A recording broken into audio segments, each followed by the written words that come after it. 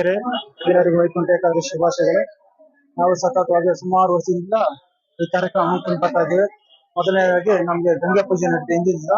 ತದನಂತರ ಅಭಿಷೇಕ ಆಗುತ್ತೆ. ಅದಾದ್ಮೇಲೆ ಬೆಳಗಿನ ಜಾವ ಶ್ರೀನಿವಾಸ ಮೂರ್ತಿಗೆ ಅಲಂಕಾರ. ತದನಂತರ ಇಡೀ ದಿನ ದರ್ಶನ, ರಾತ್ರಿ 10:30 ತನಕ ದರ್ಶನ ಆಗುತ್ತೆ. ನಾಳೆ ಬೆಳಿಗ್ಗೆ ನಾಳೆ ಮಧ್ಯಾಹ್ನ ಅನ್ನದಾನ ಇರ್ತದೆ. ಅದಾದ ನಂತರ ರಾಜಬೀದಿ ಮೆರವಣಿಗೆ ಇರ್ತಾರೆ. ಅದಾದ ನಂತರ ಶಯನೋತ್ಸವ ಇರ್ತಾರೆ, ಅಂತ್ಯವಾಗುತ್ತೆ ಕಾರ್ಯಕ್ರಮ. ಇದು ಸತತವಾಗಿ ಸುಮಾರು ವರ್ಷದಿಂದ ನಡ್ಕೊಂಡು ಬಂದಿರೋ ರೀತಿ. ಇದಕ್ಕೆ ನಮ್ಗೆ ತುಂಬಾ ಜನ ಸಹಕಾರ, ಟ್ರಾಫಿಕ್ ಪೊಲೀಸ್ ಅವರು, ಲಾ ಅಂಡ್ ಆರ್ಡರ್ ಅವರು, ಮತ್ತೆ ಪ್ರೈವೇಟ್ ಸೆಕ್ಯೂರಿಟೀಸ್ ಅವರು, ನಮ್ಮ ಸಂಘದ ಸ್ನೇಹಿತರು, ಬಂಧು ಮಿತ್ರರು ಎಲ್ಲರೂ ಸಪೋರ್ಟ್ ಕೊಟ್ಟಿದ್ದಾರೆ.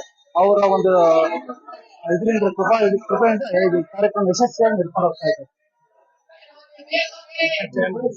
ನನ್ನ ಹೆಸರು ಮಹೇಶ್ ಕುಮಾರ್ ಅಂತ. ಈ ಕ್ಷೇತ್ರ ಅಧ್ಯಕ್ಷ, ಸಂಜೀವನಿ ಕ್ಷೇತ್ರ ಅಧ್ಯಕ್ಷನಾಗಿ ಕಾರ್ಯನಿರ್ವಹಿಸ್ತಾ ಇದ್ದೀನಿ. ಸತತ ನನ್ನ 4ನೇ ಬಾರಿ ಕಾರ್ಯಕ್ರಮ ನಡೀತಾ ಇದೆ. ದೇವರ ದಯೆಯಿಂದ, ದೇವರ ಆಶೀರ್ವಾದ ಚೆನ್ನಾಗಿ ನಡ್ಕೊಂಡ್ ಬರ್ತಾ ಇದೆ. ನಾವು ಪ್ರತಿ ವರ್ಷದಂತೆ ಸುಮಾರು 14-15 ವರ್ಷದಿಂದ ವೈಕುಂಠ ಏಕಾದಶಿ ನಾವು ನಡೆಸ್ಕೊಂಡೇ ಬರ್ತಾ ಇದೀವಿ. ಪ್ರತಿ ವರ್ಷನೂ ಆಡಂಬರದಿಂದ ನಾವು ಸ್ವಾಮಿಯ ಅಲಂಕಾರಕ್ಕೆ ನಾವು ಶ್ರೇಷ್ಠವಾಗಿ ತಿರುವಣ್ಣಾಮಲೆಯಿಂದ ಹೂವನ್ನು ತಂದು ಎಲ್ಲ ಅಲಂಕಾರವನ್ನು ಮಾಡಿದ್ದೀವಿ.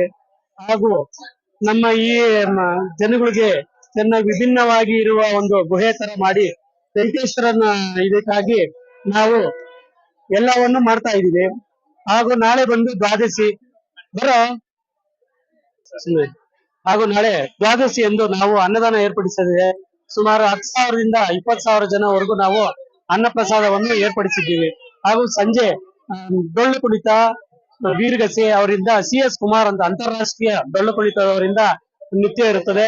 ಹಾಗೂ ತಮಟೆ ವಾದ್ಯದೊಂದಿಗೆ ನಮ್ಮ ಸ್ವಾಮಿಯನ್ನು ಶಯನೋತ್ಸವ ಮುಗಿಸಿ ತದನಂತರ ದೇವಸ್ಥಾನವನ್ನು ಎಲ್ಲರೂ ಭಕ್ತರು ಪೂಜೆ ನಂತರವೂ ನಾವು ದಟ್ಟವಾಗಿ ಇರುವ ಕ್ಯೂಗಳನ್ನೆಲ್ಲವನ್ನು ನಾವು ಕ್ಲಿಯರ್ ಮಾಡಿ ಅವರಿಗೆ ಸುಗಮವಾಗಿ ಪ್ರಸಾದವನ್ನು ವಿನಾಯಕವಾಗಿ ನಾವು ಕೊಡ್ತಾ ಇದ್ದೀವಿ. ನಾನು ಮಹೇಂದ್ರ, ಖಜಾಂಚಿ, ಸಂಜೀವನಿ ಕ್ಷೇತ್ರ.